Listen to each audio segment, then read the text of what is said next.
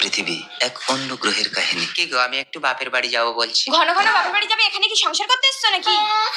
মায়ের শরীরটা একটু খারাপ। সারা জীবন যখন মায়ের সেবা করবে তাহলে আমাকে কেন বিয়ে করেছিল? যত সব সরো দেখি। এই মেজদি, কি রে শালিনী? এই আমার বর একটু বাপের বাড়ি যাবে বলছে, তোর বরকে একটু রান্নাটা করে দিতে বলতো।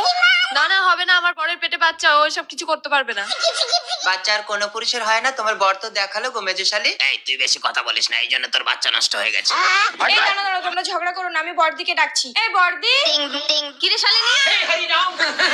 এ বরদি, বড় জামাইবাবুকে আজকে একটু রান্নাটা করতে বল না, আমার বর একটু বাপের বাড়ি যাবে বলছে। না না, আমি পারবো না, আমার বাচ্চা ঘন ঘন দুধ খায়। কে কার দুধ খায় সে সবাই জানে। নিশ্চয়ই তুই তাহলে খাস, না হলে বলছিস কেন? চুপ করো না। তুই খাস, তুই আরে হাত থাকতে থাকতে তোমরা মুখে এত কথা বলো? তুই খাস। এই দাঁড়া দাঁড়া, তোমরা ঝগড়া করো না, পাশের বাড়ির বরগুলোর কোনো গলা শোনা যাচ্ছে? হ্যাঁ হ্যাঁ, আমি তো খারাপ আর অন্য পুরুষ তোমার কাছে ভালো। আমি তোমার ঘর করবো। যা যা, তোর মতন কত ছেলে আমার পা ধরে ঘুরঘুর করছে। হ্যাঁ, ছেলেটা তো সস্তা না, মুড়ি খাবে আর ঠোঙা ফেলে দেবে।